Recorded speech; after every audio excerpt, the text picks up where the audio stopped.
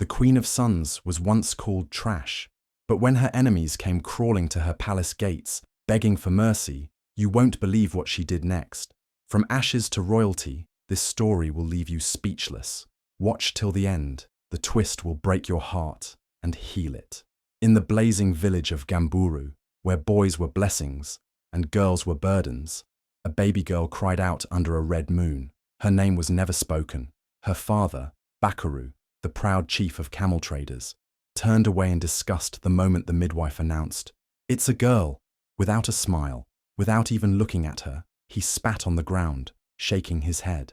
There was no joy, no drums, no welcome. Her mother, Ladisa, sat in silence, holding the child with trembling hands. "She will bring us shame," she whispered, not even daring to cradle her properly. No one came to see the baby. No one gave her gifts. She didn't even get a proper name. Instead, they called her Kutu, which meant useless. That's how her life began, with rejection. As Nafuna grew, her home felt less like a place to live and more like a punishment. While other children played or went to school, she was given tasks meant for grown women.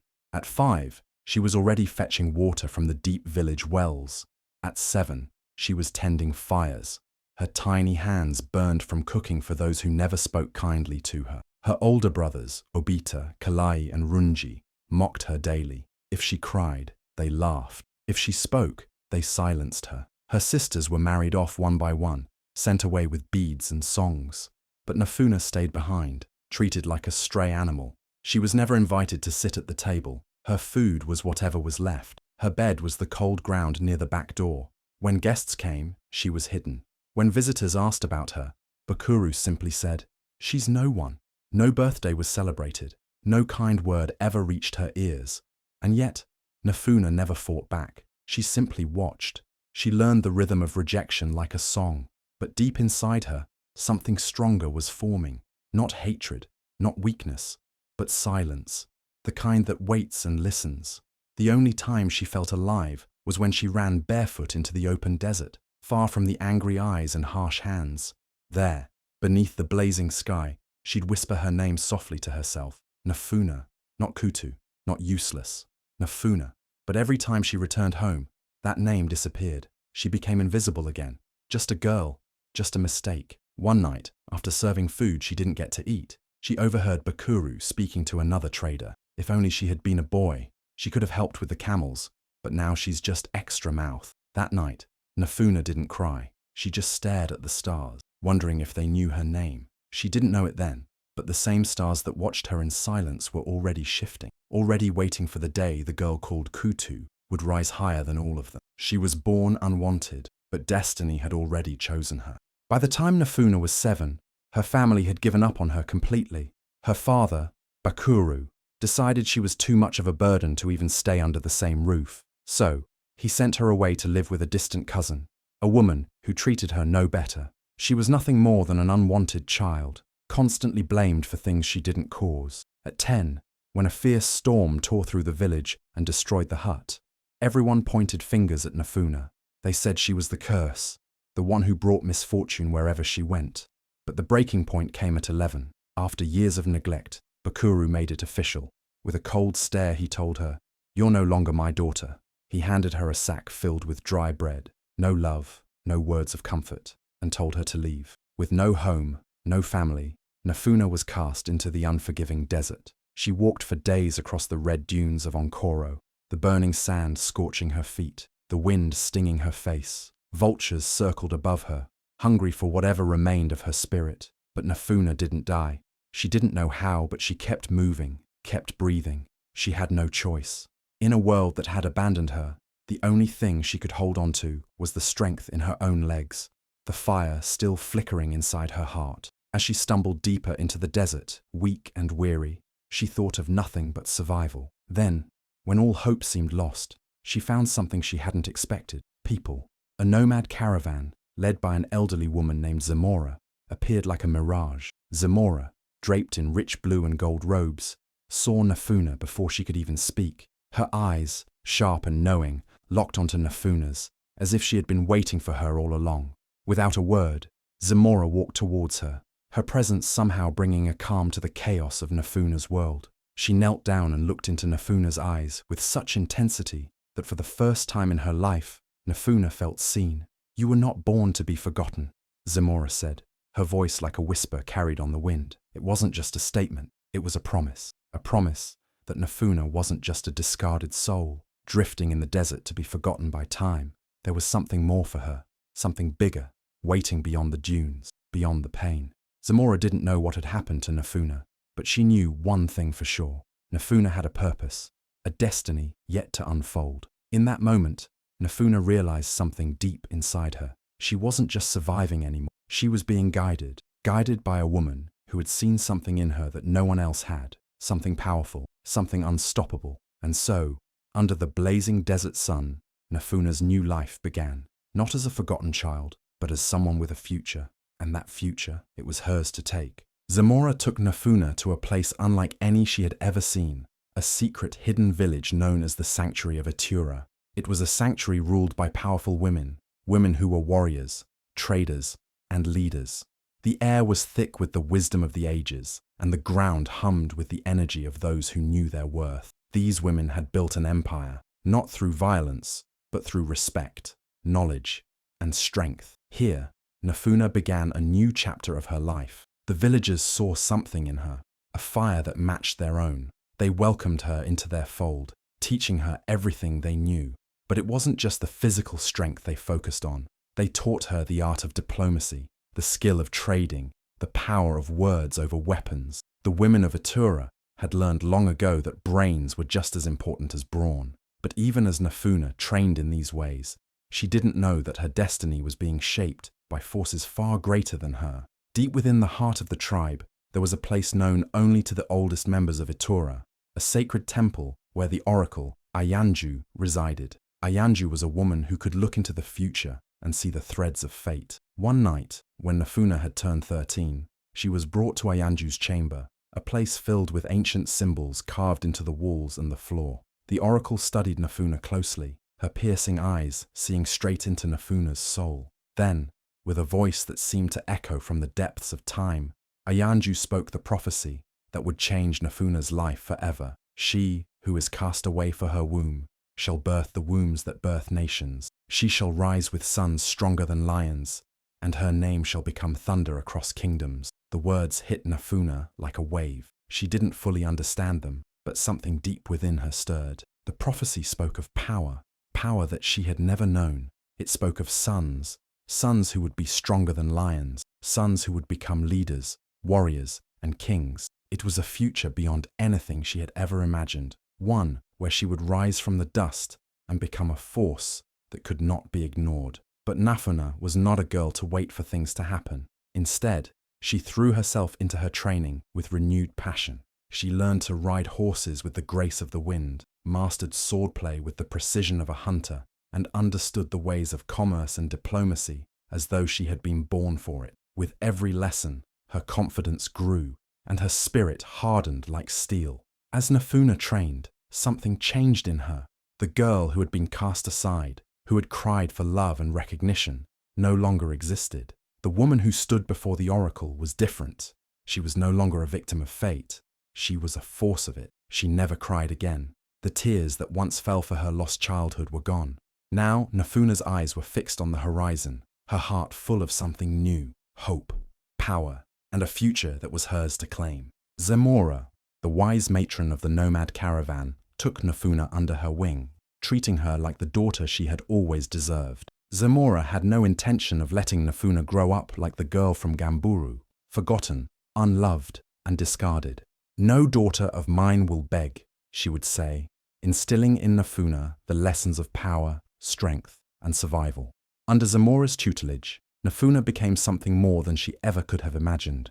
Zamora taught Nafuna the art of trading, how to turn camels into sapphires and water into silk. In the vast desert, it wasn't just about surviving, it was about thriving. Zamora showed her how to negotiate with desert warlords, how to hold her ground against the fiercest of men.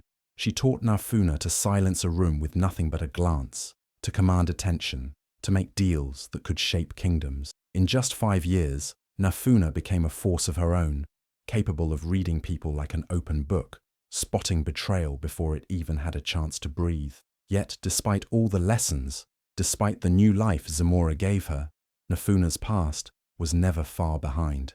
Every night, when the wind swept across the desert and the stars filled the sky, Nafuna would whisper to herself. She whispered of the village of Gamburu, of the father who had spat on the floor when she was born, of the days when she had been nothing more than Kutu, the useless one. She remembered how her brothers laughed when she cried, and how her father had cast her out into the unforgiving desert. No matter how much Zamora had raised her like royalty, no matter how powerful she had become, the sting of her past still lingered. But Nafuna wasn't the same girl anymore. She had changed, and she knew, deep down, that one day her past would come calling, and when it did, she would make them all kneel. She would make Bakuru, her father who had abandoned her, bow before her. She would make Gamburu, the place that had shamed her, pay for every moment of suffering they had caused her. In the stillness of the desert, Nafuna whispered to the winds, "One day, they'll kneel." It wasn't a threat, it was a promise. Nafuna had learned the power of patience, of strategy, and of knowing when to strike. She wasn't in a hurry. She had all the time in the world, but the day would come when those who had cast her aside would realize their mistake. As Zamora watched over her, Nafuna's determination grew stronger. She had become a master of trade, a diplomat, a warrior in her own right. But most importantly, she had become a woman who would no longer be forgotten.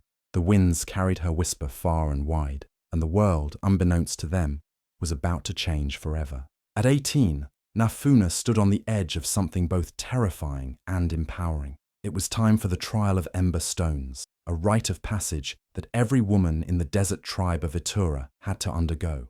The ritual was ancient, sacred, a test of strength, resilience, and spirit. The women would walk barefoot across a path of burning stones, their feet searing with every step, while holding a vessel of sacred salt. The heat was unbearable, the stones sharp, but only the strongest could endure without faltering. Nafuna, standing tall and unshaken, stepped forward with determination in her eyes. The crowd of women watched as she took her first step onto the flames, the heat immediately licking at her skin, threatening to make her stumble. But Nafuna did not flinch. She walked with the steady grace of someone who had faced much worse and had emerged victorious. Each stone was like the challenges she had faced in her life: pain, abandonment, and betrayal. But with every step, she proved that she was stronger than them all. As she moved across the embers, the flames seemed to recognize her, as if they too had been waiting for her to claim her place. The women around her gasped, some falling back, others wincing at the intensity of the heat. But Nafuna kept her focus, her eyes locked ahead, and the salt she carried remained untouched. She was not just walking across the stones, she was walking into her destiny. When she reached the final stone, the elder of the tribe, a woman with years of wisdom in her eyes, spoke. "You are now Nafuna of Flame, daughter of the dunes." Her words rang through the air, and the crowd fell silent. Nafuna had passed the trial. She was no longer just a girl of the desert. She was a woman who had earned the respect of her people, a force to be reckoned with. The name Nafuna of Flame would now carry weight, power, and honor. That night, as the stars shone brightly over the desert, Nafuna fell into a deep sleep, but her dreams were not like any other. In her sleep, she saw a vision of a grand throne made of lion bones, towering above the sands, surrounded by golden halls. In those halls, sons ran with the laughter of kings, their feet echoing across the marble floors. The prophecy from the oracle of Itura, the one that had once seemed so distant, began to come to life. The vision was clear now. Nafuna was destined for greatness, for a legacy that would echo across kingdoms. As the dawn broke over the dunes, Nafuna awoke, her heart racing. She understood now. The prophecy wasn't just a tale, it was her future. The sons of her line would be powerful, their names whispered in every kingdom. And Nafuna, she would rise to become a queen, not of gold, but of something far more valuable: strength, resilience, and honor. The flames had tested her, and she had come through. Now, nothing would stand in her way. Far away in the mighty kingdom of Karumo, King Jiranu faced a crisis. His bloodline was cursed, a curse that had plagued generations. His ancestors had only ever fathered daughters. While the kingdom prospered, the royal lineage had no male heirs to carry on the throne. His advisors, his seers, all insisted that the only way to break this curse was to find a woman, not just of beauty, but of power, a woman who could bear sons strong enough to inherit the throne. The prophecy said it would be a woman who had once been cast away, one who had faced abandonment and rejection, but had risen against it all. She was the key to ending the curse. For months, King Joranu searched. Women from all corners of the land came to meet him, princesses with flowing hair, fierce warrior women with muscles of iron, dancers whose grace could make the heavens weep, yet none of them could meet the challenge. The oracle's test, the one that would prove a woman worthy of breaking the curse, stood in their way. One by one, they failed. Time and again, the oracle's prophecy proved unbreakable. But then, one day, the kingdom's dust-streaked horizon darkened as a lone figure approached. A woman, mounted on a magnificent white desert stallion, her presence commanding the attention of everyone in sight. Her cloak of blue silk billowed in the wind, and her silver chains shimmered under the sun, a striking contrast to the desert's harshness. As she drew nearer, her eyes, sharp as a hawk's, scanned the royal court with no fear, no hesitation. This was no ordinary woman. This was Nafuna. She didn't speak like the others, offering grand titles or elaborate speeches. Instead, she spoke with quiet authority, her words cutting through the air like a blade. "I was born a disgrace, but I walk like destiny," she said, her voice low yet filled with undeniable strength. The entire court fell silent. King Joranu, who had seen countless women in his search for a queen, felt something stir within him. There was something in her words, something about her presence, that resonated deeply. This wasn't just a woman seeking a place beside him. This was a woman who had faced the harshest of trials and emerged stronger. She was the one.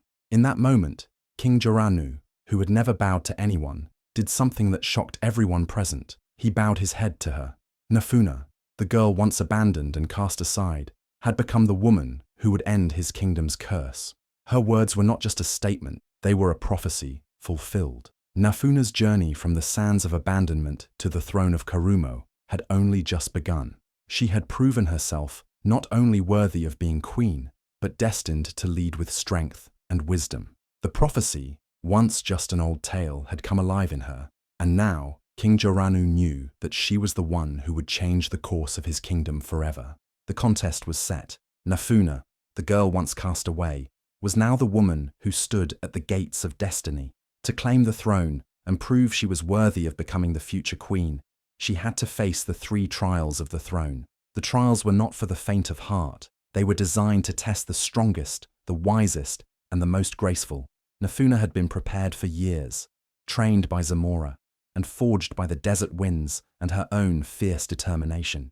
The first trial was one of strength. A massive bronze lion's head stood before her, a symbol of power and resilience. The other women who had come to claim the throne were already struggling, their bodies trembling as they failed to even lift the mighty lion. But Nafuna, she walked up to it as though it were no more than a pebble.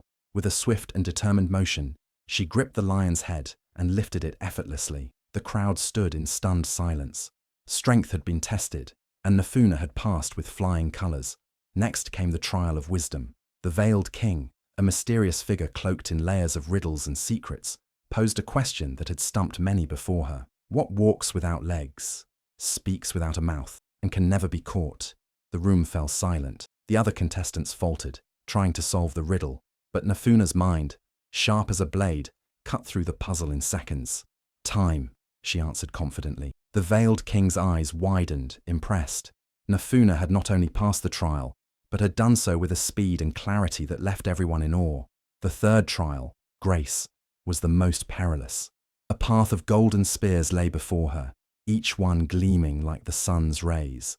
The task was simple: walk across them, barefoot, without a single wound. The other women hesitated, their feet trembling at the thought of stepping on the sharp points.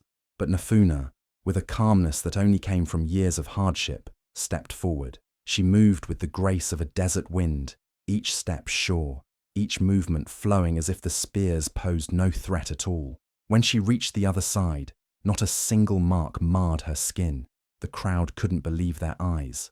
Grace had been tested, and Nafuna had passed. Finally, the most dreaded trial awaited, the seat of judgment. This was no ordinary throne. Made from cursed stone, it burned the wicked and unworthy. Many before Nafuna had tried and failed, their screams echoing through the halls as the stones seared their flesh.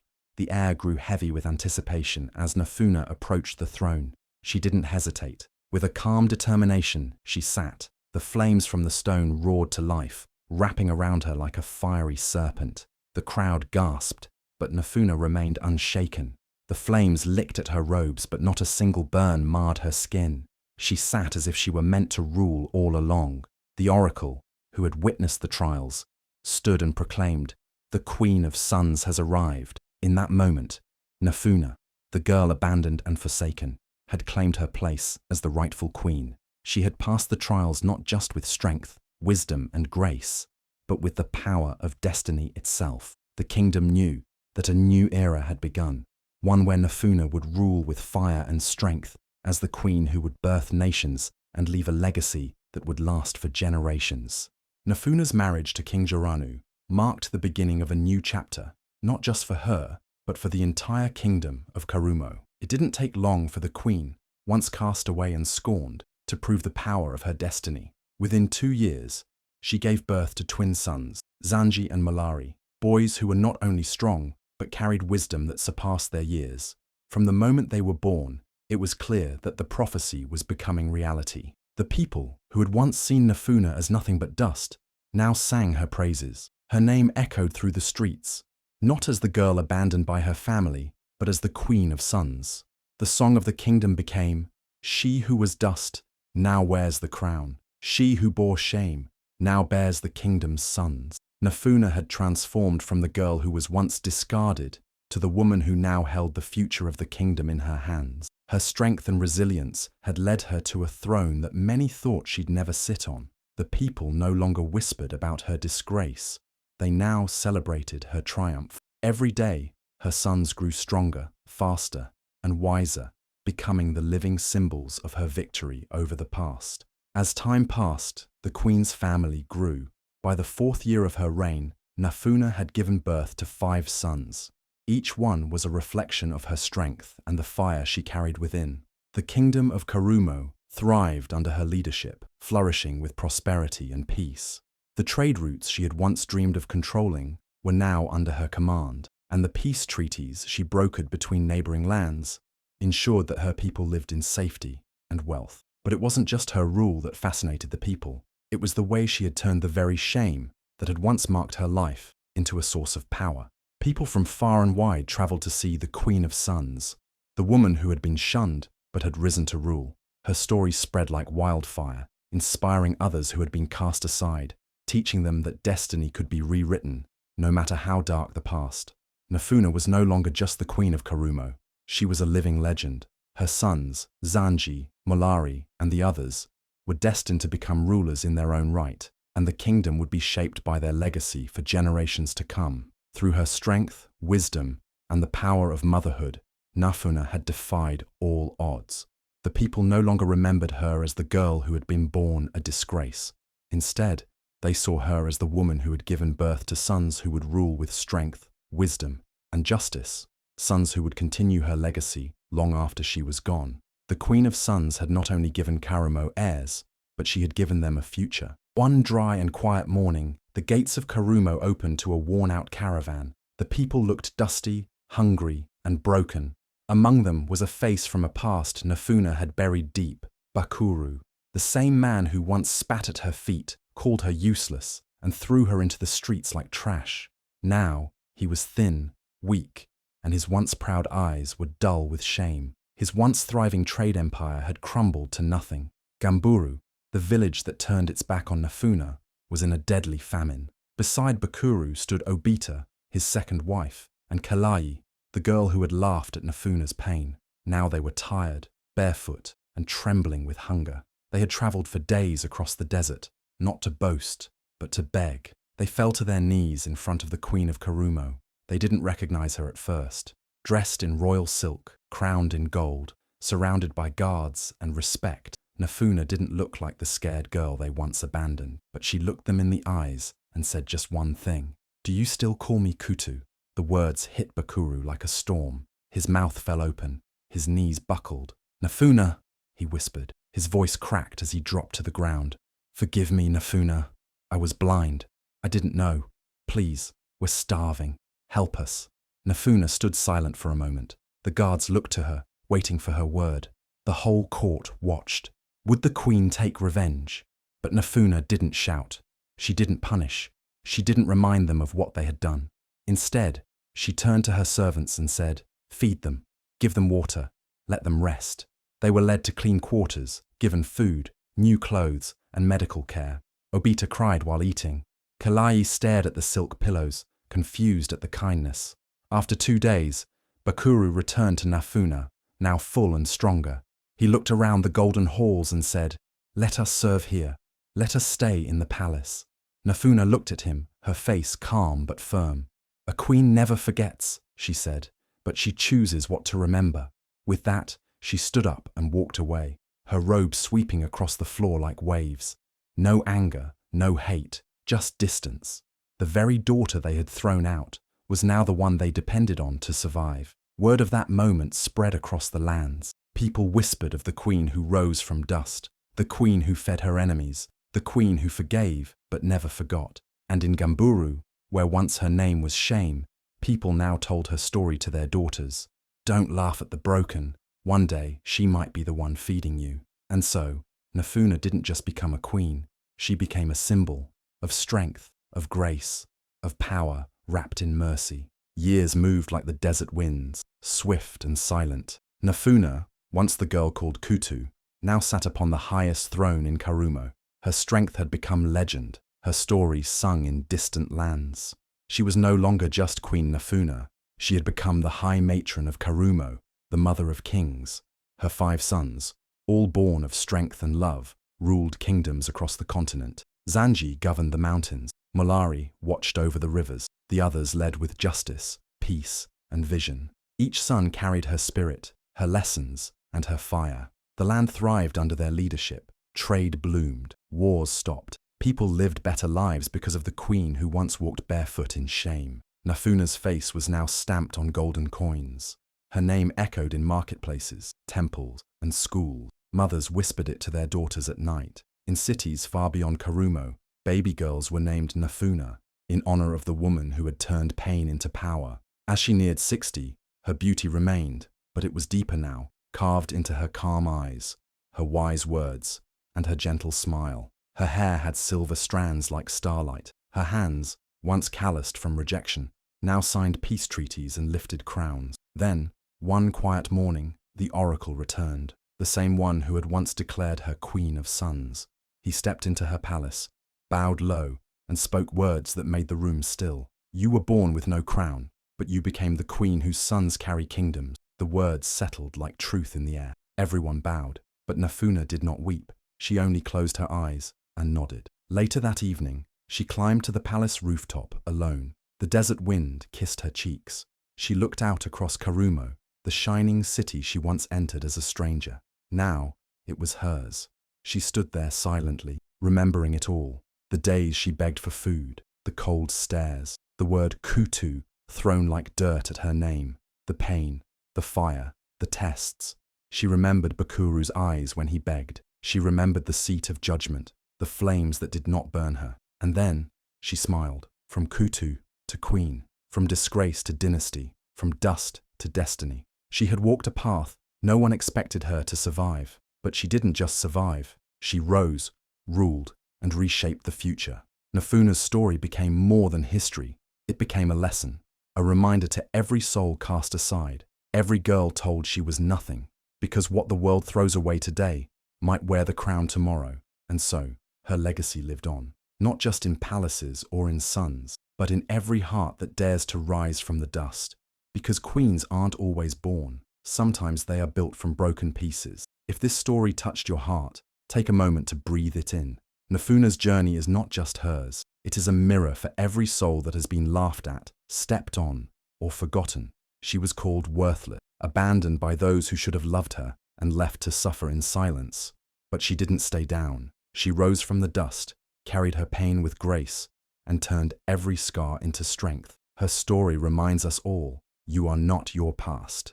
You are not what they called you. You are not their rejection. You are the fire that keeps burning. You are the crown that hasn't yet been seen. So if you've ever felt broken, like the world has forgotten you, remember Nafuna. Let her journey live inside you. Stand tall, even when your feet tremble. Speak your truth, even if your voice shakes.